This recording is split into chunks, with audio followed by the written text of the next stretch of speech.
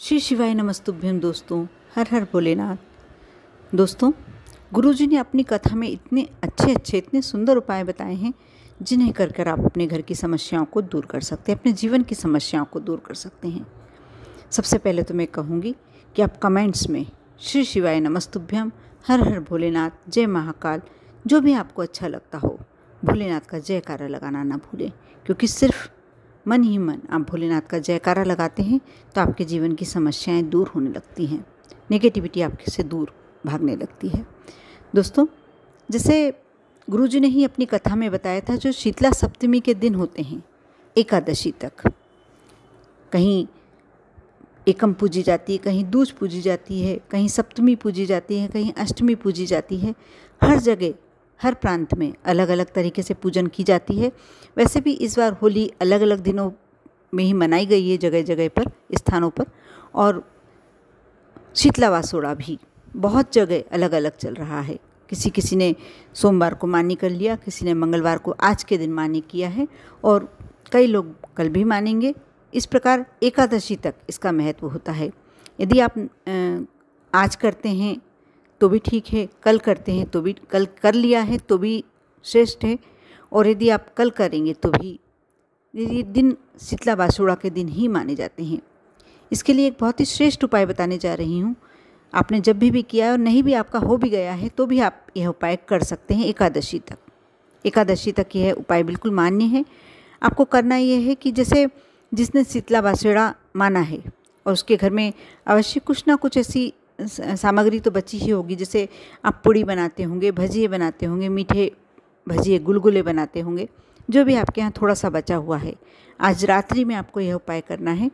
आप पूड़ी हो तो पूड़ी ले लें, आप बारीक बारीक चूर लें, 3 पूड़ियाँ ले लें।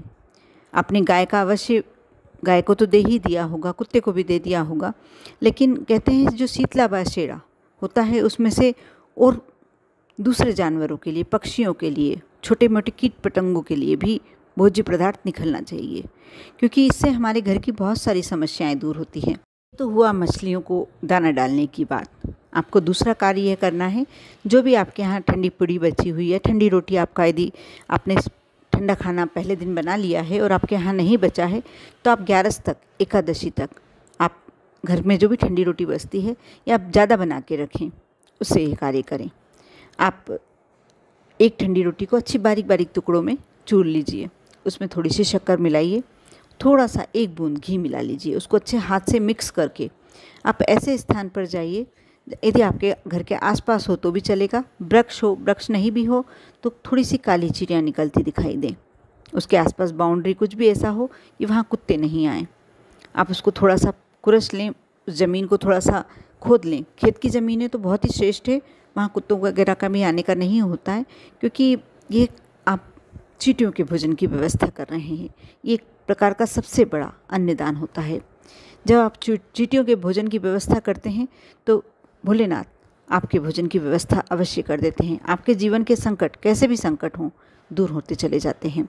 आप वह ले जाएँ, उसे बिल्कुल दूर दूर करके भुरका दें, उस पर थोड़ी सी मिट्टी डाल दें या एक छोटा सा गड्ढा सामान बना लें, उसके अंदर ये रोटी के टुकड़े जो आपने बनाए थे, चूरा बनाया था, उसे शक्कर और घी से करा था, आप डालकर 2-3 जगह बनाकर और उसे फिर मिट्टी से ऊपर से ढक दीजिए।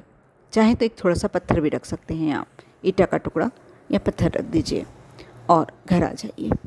आप देखना, आप यह कार्य करने के बाद आप घर आएंगे, आपको अपने आप में एक शांति का अनुभव होगा, तनाव दूर होता दिखाई देगा। यदि घर में जिसके ज़्यादा क्लेश है या असमय बीमारियां आती रहती हैं, हमेशा ऐसा लगता है कि कभी दुर्घटना का या कोई भी ऐसा डर सा बना रहे, मन में ऐसा लगता रहे कि अब क्लेश होने वाला है या अब हमारे घर में कोई दुर्घटना होने वाली है, बड़ी दुर्घटना होने वाली है, तो आप ये कार्य करें। कोई बीमारी, बड़ी बीमारी यदि घर में है तो ये आप ये कार्य कर सकते हैं। बहुत श्रेष्ठ उपाय है। ये दूसरा उपाय हो गया। और तीसरा आपको करना है, आप अपने घर में ठंडी रोटी बचती है या शीतला वासोड़ा का 1 पूड़ी भी बची हुई है तो आप यह कार्य बहुत अच्छे से कर सकते हैं। उसे बारीक टुकड़ों में बांटिए, रोटी को बिल्कुल चूर लीजिए, पूड़ी हो तो पूड़ी को चूर लीजिए। उसके बाद उसे ऐसे स्थान पर, चाहे तो आप अपने घर की छत पर, अपने घर के आंगन में या घर के बाहर, जहाँ आपको लगता है सुबह सुबह चिड़ियों की चहचहाट सुनाई देती हो, या शाम के समय आपको लगता है कि पक्षी आते हैं, आप इन रोटी को बुरका दीजिए, बिखरा दीजिए। जैसे जैसे चिड़िया इस रोटी को खाएंगी, पक्षी इस अनाज को चुंगेंगे, उसके बाद आपके जीवन के संकट स्वयं दूर होते चले जाएंगे।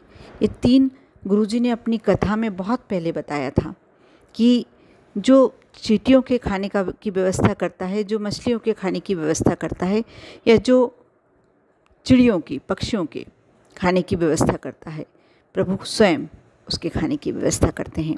गाय का तो अपना एक महत्व होता ही है, 33 कोटि देवता इसमें विद्वान होते हैं, उनको तो हर घर से भोजन जाता है। लेकिन कुछ ऐसे विशेष दिन होते हैं जो एकादशी तक ये दिन चल रहे हैं, इसमें आप, और यदि आपने ठंडा खाना बनाया है, जो पूड़ी बची हुई है, गुलगुले बचे हुए हैं, उससे ये कार्य करते हैं, तो बहुत ही श्रेष्ठ उपाय है। इसको आप में कुछ विशेष नहीं करना है इसमें, और लेकिन इसका प्रतिफल जो आपको मिलेगा, आप मानेंगे नहीं कि आप तनाव मुक्त तो तुरंत हो जाएंगे। आप, ऐसा लगेगा कि कोई सिर पे बहुत बड़ा बोझ भी रखा हुआ था, वो उतरता दिखाई देगा। उसके बाद आप निरंतर बहुत ही अच्छी अच्छी आपको खबरें मिलने लगेंगी। कहीं आपका पैसा रुका हुआ है तो आपको वह पैसा वापस मिलने के योग बन जाएंगे। कहीं लगता है कि आप बहुत ज़्यादा कर्ज से घिरे हुए हैं, कहीं ना कहीं ऐसी व्यवस्था प्रभु स्वयं कर देंगे कि आपका वह कर्ज उतर जाएगा। ये बहुत साधारण उपाय हैं, ना इसमें दीपक प्रज्वलित करना है, ना आपको कोई विशेष कार्य करना है, मंत्र पढ़ना है। लेकिन ये जो दिन चल रहे हैं, माता रानी के दिन चल रहे हैं, शीतला वासुड़ा के दिन चल रहे हैं, इसमें आप स्वयं के खाने की व्यवस्था कर लेते हैं। कई लोग कन्याएं जिमाते हैं, ज़रूरतमंदों को खाना देते हैं, बहुत ही अच्छी बात है। लेकिन इन पक्षियों को, चींटियों को और मछलियों को जब आप खाने की व्यवस्था करते हैं, तो आपके क्या मालूम कितने जन्मों के पाप कट जाते हैं। आपकी क्या व्यवस्था प्रभु स्वयं कर देंगे, आप स्वयं मालूम भी नहीं पड़ेगा, और आप देखेंगे कि आपके जीवन में खुशियाँ निरंतर चली आ रही हैं। विश्वास करके यदि आप ये उपाय करें तो आप देखना, आपके जीवन में परिवर्तन अवश्य देखने को मिलेगा। मैं फिर से आपसे एक बार रिक्वेस्ट करूँगी कि यदि आप अभी तक श्री शिवाय नमस्तुभ्यम का जाप नहीं करते हैं तो अवश्य कीजिए। नहीं भी करते हैं तो भी आप कमेंट्स में एक बार भी लिखते हैं। आपका हाथ जब ये शब्द लिखता है तो उससे आपके जीवन में बहुत ही सुख और शांति का अनुभव होता है। वीडियो अच्छा लगा है तो लाइक अवश्य करें, शेयर करें और चैनल को सब्सक्राइब अवश्य करें। ओम नमः शिवाय।